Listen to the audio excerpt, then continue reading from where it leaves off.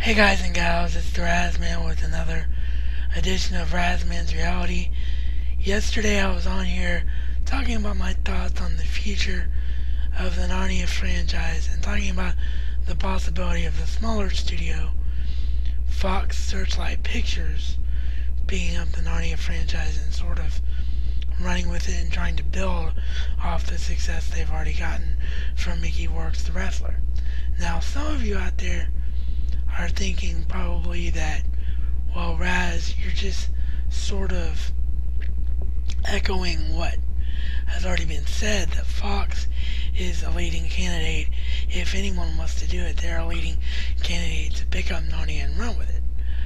Well, I realize that Fox Searchlight is most likely a division of Fox since they're utilizing the Fox name, but the difference here would be that Fox Searchlight Pictures is a very small studio, and thus the correlation I made between what could potentially happen with Narnia and what did happen with Lord of the Rings and Peter Jackson remains true.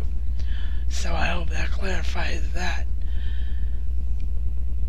Speaking of Narnia, I went and got into Narnia mode yesterday. As I mentioned yesterday, was really excited to finally get my hands on the books. I've skimmed through some of the books before from friends and knew a lot about the books from the two DVDs, The Being the Lion, The Witch in the Wardrobe, and Prince Caspian. Actually, Prince Caspian now on Blu-ray, which correlates to what I'm about to talk about, and that is what I did yesterday. Finally went back and watched the bonus feature on Blu-ray Disc 1 known as Circle Vision, which is an in-depth and interactive look at the castle raid sequence. Now, I know that a lot of fans out there don't particularly like the castle raid sequence because it wasn't in the book. But the way I look at it, and again, this is just me looking at it because I've yet to read the Prince Caspian book, as the book that I got is actually the Chronicles of Narnia, including an essay on writing by C.S. Lewis with illustrations from Pauline Baynes. And for those of you that don't know that edition, that's an edition to where the books were re-released in chronological order, meaning The Magician's Nephew, The Lion, The Witch in the Wardrobe, and so on for all 7 books. So I haven't got to Prince Caspian as of yet, but from commentary and from things I know from fellow Narnians out there, there's not much detail in the Prince Caspian book. The Caspian book is a lot of walking and talking. So therefore, in my opinion, you can really see why Andrew Adamson and crew sort of took a little bit of liberation, at least from that aspect of the film. I don't like the fact that they added things that didn't need to be added, such as the kiss between Caspian and Susan. That was a lot of rubbish. But as my fellow Brits, not fellow, but my admiration for the Brits out there would say, rubbish, sort of picked up on that being a fantasy guru. But I can understand from a production standpoint, though, why they would add things, because it adds to the film. And I think that the battle raid on Murad's castle is definitely something that was added to the film that was a good thing. So Circle Vision is a very, very detailed and very interactive look at the castle raid sequence. And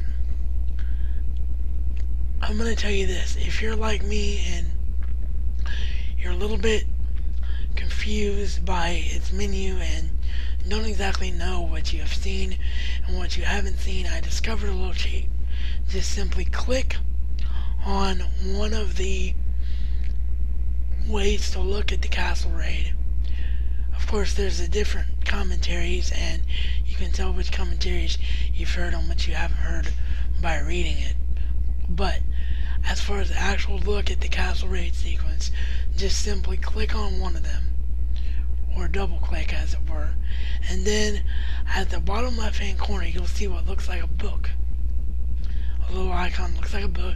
Click on that, and that is actually a index or menu that works like a regular Blu-ray or DVD menu that actually will highlight what you have seen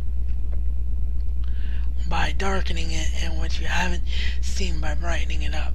So it makes it much easier to navigate through. So there's that little tidbit for you. Very enjoyable bonus feature that's exclusive to the Disney Blu-ray disc. Not a lot else out there today.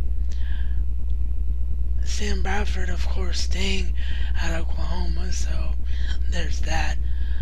Mark Sanchez could be staying at USC. We'll find that out later on today. ECW on Tuesday night, since I didn't get a chance to discuss that.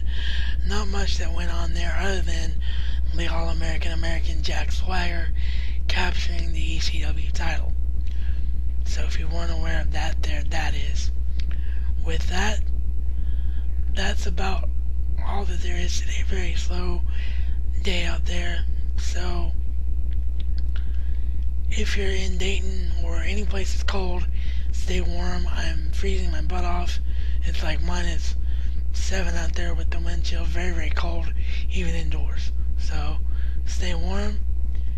And this is reality according to the RazMan and RazMan style. It's not just a catchphrase.